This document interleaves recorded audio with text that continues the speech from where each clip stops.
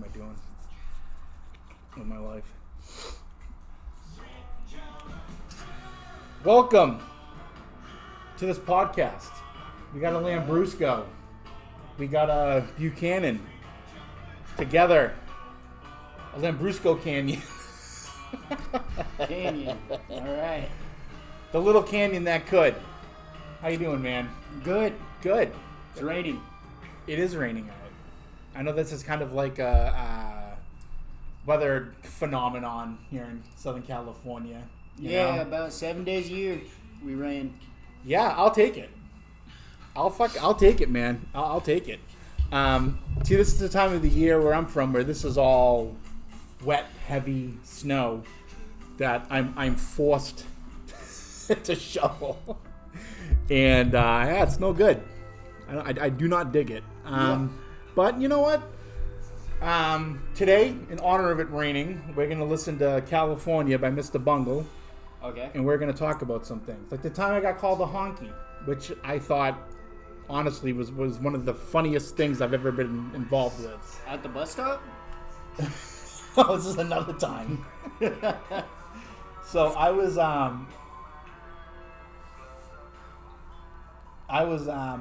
in I think I was in like Irvine or somewhere where you wouldn't expect to be called a honky. And I was at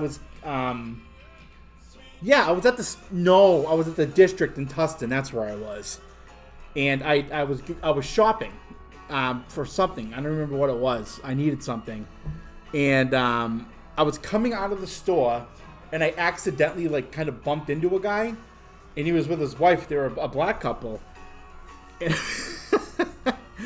the guy looks at me and goes, "Watch me, you walking, honky," and I was like. And I started laughing. And he's like, "Something funny?" I'm like, "You called me a honky." Like, that's funny.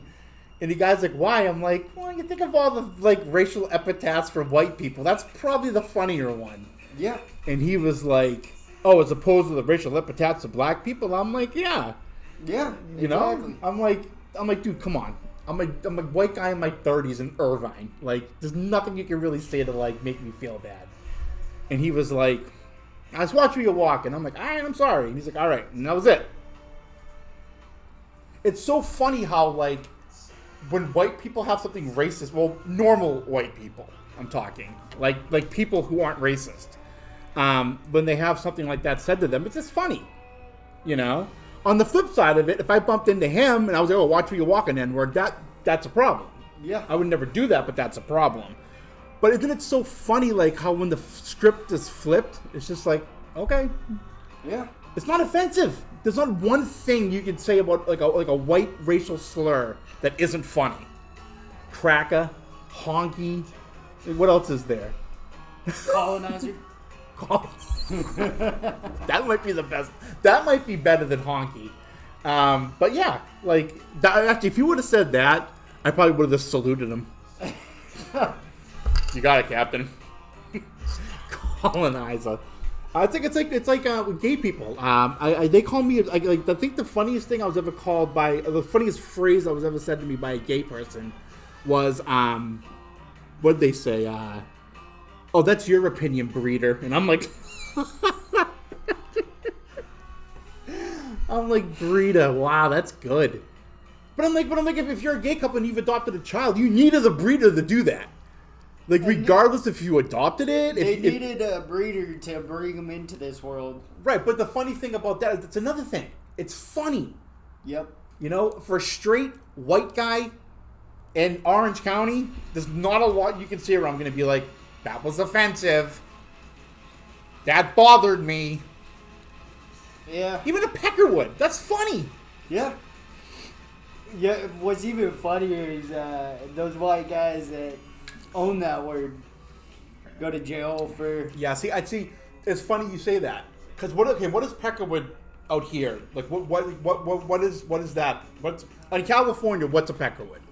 It's just a non-affiliated white guy. See, non-affiliated, so that means that it's being used within the realm of being clicked up in prison or... Mm-hmm. Okay. So in Massachusetts and New York, a Peckerwood is just a dorky white dude. Like a nerd. Yeah. So you can imagine how taken aback I was the first time I used that word out here. Like, the first time I said peckerwood, immediate response from this guy was, "You clicked up?" And I'm like, "What?" I'm like, I don't know. What is that? What do you mean? And he was like, "You just said wood." I'm like, "No, I said peckerwood." They're like, "You know what a wood is?" And I'm like, "Yeah, it's a nerdy white dude." And then the reason I still was confused, because after I said that, the guy was like, "Oh, all right, yeah, that's what it is." And I'm like, "Okay." And I was like, I'm just not going to say that, because that was weird. That was a weird interaction. Yeah. You know? There's not a lot you can say that's going to, like... And I think the most offensive thing about this is how funny I think, like, racism towards white people is.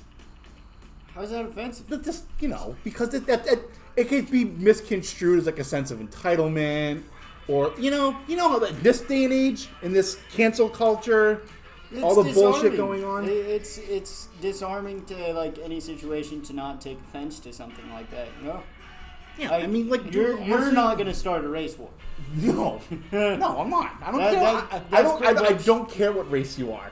That's pretty much the only thing that anybody could take from you, not taking offense. I'd be more offended, like, if I was in a Starbucks and, like, a white barista said something to me that was, meant to be insulting. I'd be like, how fucking dare you? Like, how dare you throw my white privilege in my face? You fucking white barista in Newport Beach driving a fucking Tesla your parents bought you. It's like, bitch, we're in the hot tub together.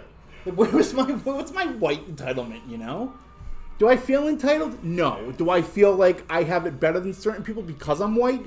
Yes. But that's not, like, anything that I'm, like, expecting. I don't, like, have that entitlement. Like, oh, I'm white, I deserve this. I don't think I deserve anything that I haven't worked for. Uh-huh. But it is disarming to know that like the culture and race of people, like the historically disenfranchised. Well, first let me say this first. There's no need for any kind of racism. There isn't. There's no need for it. But you think about the the groups of people, like, the African American community. They're historically disenfranchised. They're unsure what's going to happen. But the funny thing is, too, is that, like, there's one word you could say to that group that would incite a race riot. That would be a big deal. It would, like, it's not okay to do. Well, that's the N word. It's because that word's been used. Right. It's offensive. You should not say it. It's probably the worst word in the English language or any language. Mm-hmm.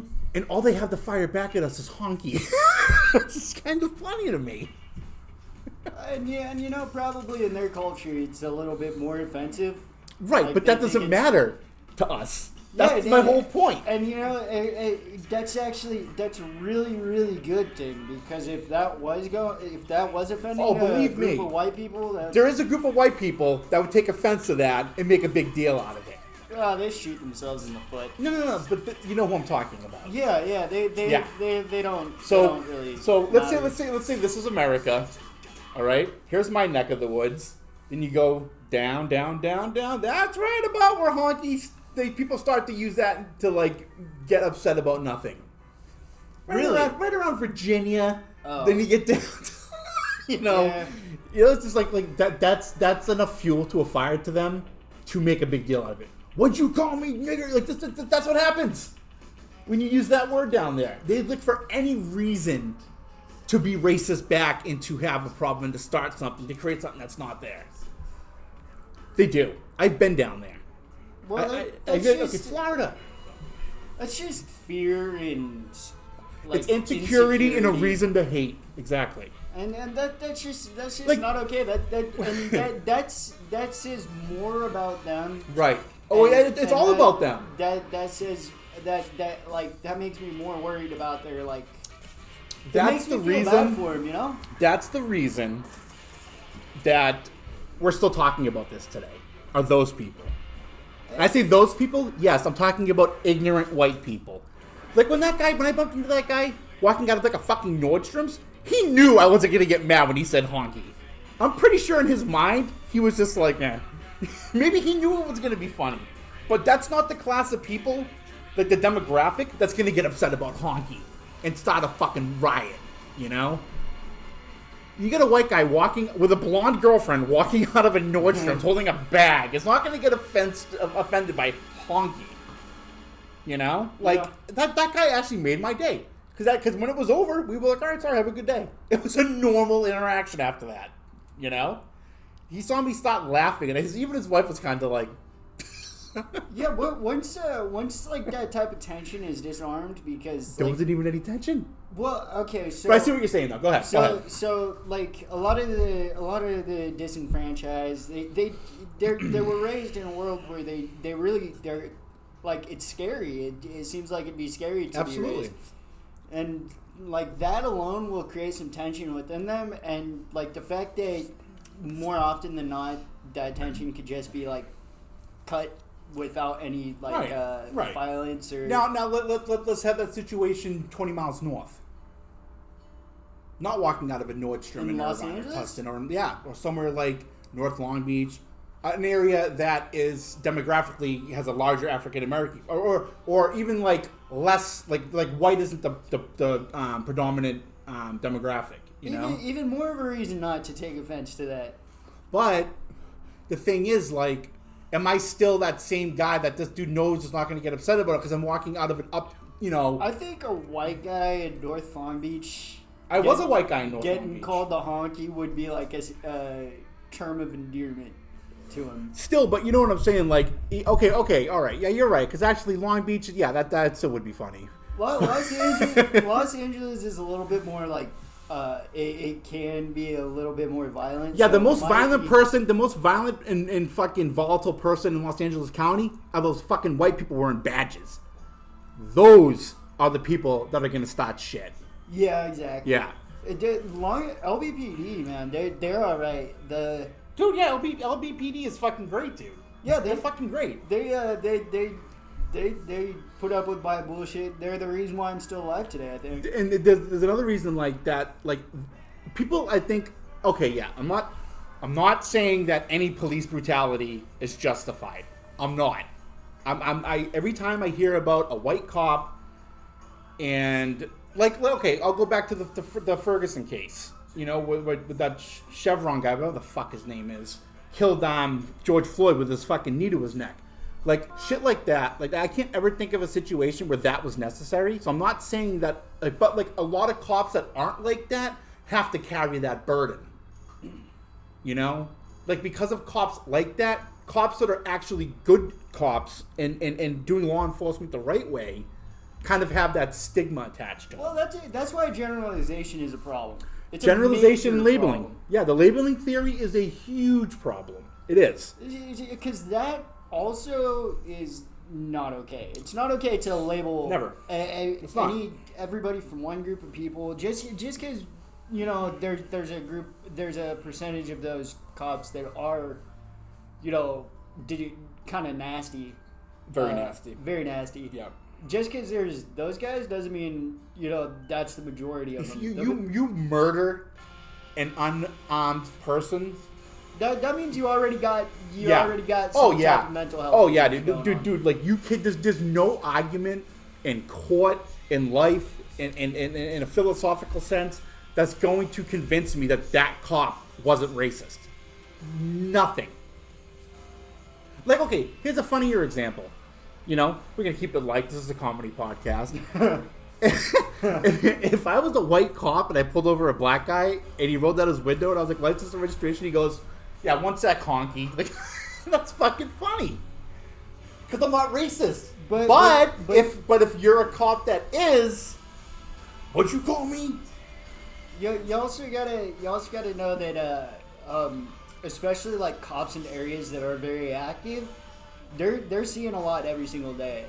So like you do have to act a certain way around a police officer, but just because you act a little, you know, silly or you joke a little bit, that's no excuse to get like, you know, handled. Right. I mean, they could go ahead and say, all right, calm down. But there's also like you know, pulling you out of your car and like stuff a cop, like that. That's too much. There's another situation too. So like, you're okay. So you know, you're driving, you're working your beat, and you run someone's plates, and it's someone that you know has a record. He has violent fucking offenses on his jacket, and so you pull him over. Now you're thinking, all right, this guy's been to jail. He's a felon. This could be a volatile situation. Mm-hmm. Now nowadays, like 20 years ago, maybe it wasn't as. I mean, I know Rodney King and everything back in like '94 or whatever year, or '96. When was Rodney King? When was the Rodney King rise? Mid '90s. Yeah. Well, I was young. Yeah. So tensions are still rising high, especially in LA. But nowadays, like the cops thinking, okay, I got a 2-time offender, done time. I'm by myself. I'm white. There's 2 people in that car. I'm gonna call backup. Already volatile. White cops pulling over, like they're gonna approach that situation like as if that person has a gun. Now, if that person's African American, it's volatile. It's explosive. If it's a white person, though, that cop has no problem calling a bunch of backup. See what I'm saying? They have to be careful how they because people that hear this shit in the media and the news, they don't know the whole story half the time. In Long Beach, I had a warrant out for my arrest for missing court for I stole a $30 Charger. So you had a bench warrant. Yeah, a bench warrant. I got a gun pulled on me. I needed to kneel, hands behind my head, the whole 9 yards, man. For a bench warrant. Why? It's just how they handle it. Dude, I got pulled over in Long Beach once. They didn't make me fucking put my hands behind my head. Did you have a warrant? Of course not. I've never been arrested. Yeah, I think that's just how they deal with... But you weren't arrested for any violent crime, though. No, I wasn't. And I still got a gun. You got profiled. I also had probably 12 Xanax bars on me. And I was... They didn't know that when they made you... When they put... You're saying that they approached you and were were their guns drawn? It was just one guy. And before he even searched you or anything, he had his weapon drawn. He pulled my ID... And then he found out that I had a warrant, so he made my buddy go back into his car, and he made me stand up, put my hands up, turn away from him, kneel. And he had his weapon. Yeah, weapon drawn. And was he white? Yeah, I think so. Wow, that's weird. Hey, it's just how they do it. I know, I get it if you had a warrant, I'm telling you, a felony warrant. I get. I'm telling you, I haven't had a warrant since. Oh, that's a lie. That's a straight up lie. I have had a warrant. I got pulled over once back in New York, and it was a nice time of the year. It was like late spring, early summer. So we were driving, and the windows were down. It was a buddy of mine, and he was smoking weed. I wasn't smoking. I was probably smoking a cigarette or something. I don't know. But the cop pulled us over. Gets on his fucking PA thing, and he's like, "How many people are in your car?" And my buddy's all baked and shit, and he's sitting there looking at me. He's like, "Why is he doing this?" And I'm like, I don't know. And I'm like, I put my hand out the window and I go like this, and the cop goes, Put your what did he call? Put your extremities back in the car. My buddy's cracking up now. He's like, "What is this cop doing?" And I'm like, I don't know, dude. I'm like, don't stick any extremities out the window. He goes, what's an extremity? And we're in the car. We're laughing because we don't know what the fuck is going on. So the cop goes, "Put your hands where I can see them." And I'm like, "You want him in or out?" And the cop was just he comes over to the car and he has his hand on his weapon. And I'm like, "Dude, what are you doing?" And the cop was like, "Just want to make sure that there's not going to be any trouble." I'm like, "Why do you have your hand on your weapon?" And he's like, "Have you guys been smoking marijuana?" And my buddy's just kind of yeah. It reeks like weed. No point in lying. And so the cop is like, Are you doing the pot? And I'm like, "No, I'm not doing anything." And so the cop goes, "Let me see your IDs." And he goes, "Slowly." And he's still got his hand on his weapon. I'm like, what the fuck is going on? And so I give him my license and registration, and he asked my buddy for his. And my buddy goes, "I'm not on probation or parole. I don't have to show you anything." And the cop was like, "Fine." And walks back to his car. And my buddy's sitting there. I'm like, "Dude," "you are on probation." And he was like, "Yeah, whatever." And so the cop comes back. He gives me my license and registration back. And he was like, "All right." He's like, there's been a lot of, I think something was going on the next day. This is a historic weekend for drinking and driving in upstate New York. I think we had the county fair, like the state fair started the next day or something. And so the guy was like, all right, just want you to be safe, want you to be careful. I'm like, man, you didn't have to have your hand on your weapon, man. I'm like, that just made me on edge. Well, and the cop was like, well, I'm just doing my job. I'm like, that's not how you pull over two non-violent white people in a fucking geo prison. If you go online and you see some of some stops that turn violent, it's a lot of them are. It doesn't help. Out of the blue, the guy that got pulled over just as soon as the cop comes up, bang bang. It also doesn't help that there's upside down traffic lights in Syracuse. That's strange. Yeah, you know whose fault that is? Fucking Irish people. Fuck the Irish people. Right. I really don't like Irish people. My family's Irish. I mean, I like you, but I'm not Irish. I was adopted. That's probably why I like you. But that's the thing. Like, there's a whole story behind it. In Tilly Hills, what's we call it in Syracuse, where like the Irish people didn't want, the green light on the bottom. They wanted to be on the top. So there's a 4-way traffic stop in Tammany Hill where it's turned upside down. And for someone like me that has a hard time with colors, like I've had more than my share of near like death incidents at that traffic light. But anyways, the cop was like, he kind of apologized, and my friend and I were sitting there. I was this close, just to saying, "Dude, we're white," but I didn't. I kind of like kept like because that was smart. You read the situation well. Even then, like when tensions weren't as high as they are now, but they're always gonna be high. But like that's the thing. Syracuse isn't known as a racist city like Boston is. Like I've been pulled over before in Boston. And like the cops like just come to the car, what's going on? Like just totally just laid back, relaxed. I've seen like people like get pulled over that are black, whole different situation. Like guns out right when they walk up to the fucking car, dude. Like Boston is one of the worst cities for racism, probably the world, and it's too bad. Like that was kind of. I'd say for the world that's a bit of a stretch. Really? Look up some history on Boston. The Middle East, they're racist towards each other. I get it. Palestine, racist against my people and vice versa. But I'm saying, like, historically... In America. No, dude. I'm talking, like, this is, like, world-class racism. Oh, you're talking about, like, early... Their whole history has been consistently racist. We just, for the first time... Boston is one of the oldest cities in the world.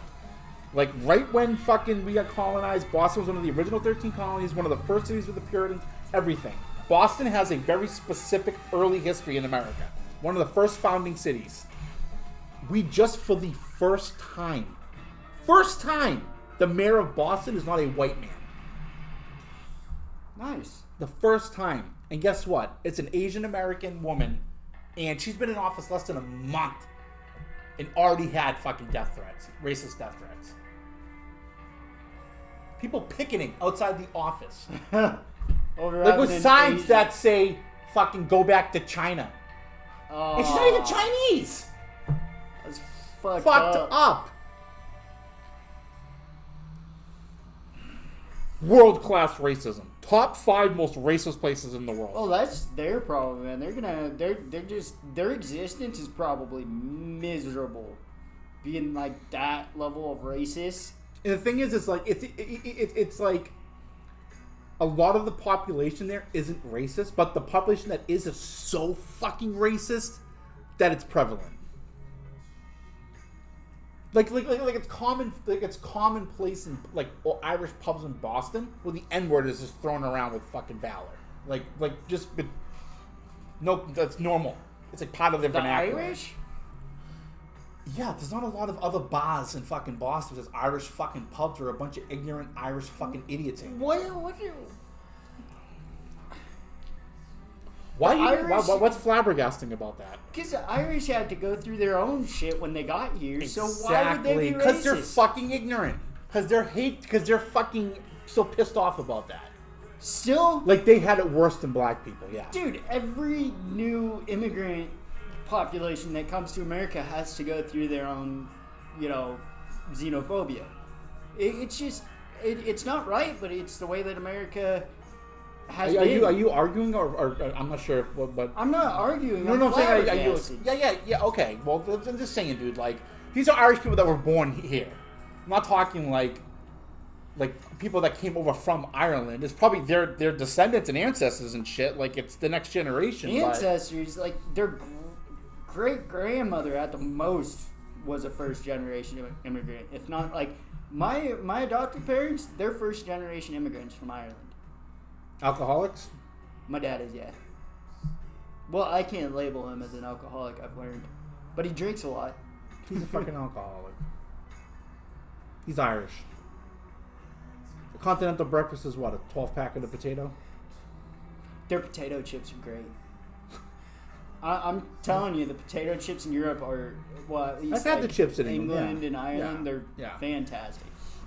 Yeah. Well, it's just fun. I mean, like, it all goes back to, like, you know, and I'll just kind of take this full circle and we're going to take a break and we're going to come back and we'll talk more. But, I mean, it was almost a sense of relief to see that maybe, like, when that black dude called me a honky, it was like, maybe we're going to get past this.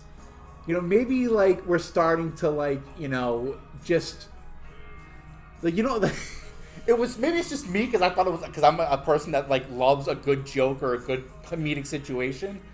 But, like, just how quickly it was as we were both laughing.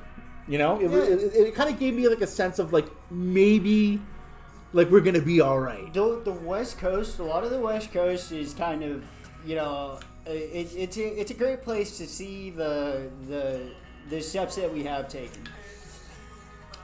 And we need to take steps. All of us. To get past everything, yeah. A lot more than 12 for this. Yeah, a lot more than 12. But for you and I, those first 12 are the most important. Yeah, then we'll go from there. Without those 12, dude, we can't do anything to help. Yeah. All right, we're going to take a quick break. We're going to come back, and we'll wrap. You know, I think we're going to move past the Honky Fest. I still one of the top 10 funniest moments I was ever involved in my life. But we're going to take a quick break. We'll be right back.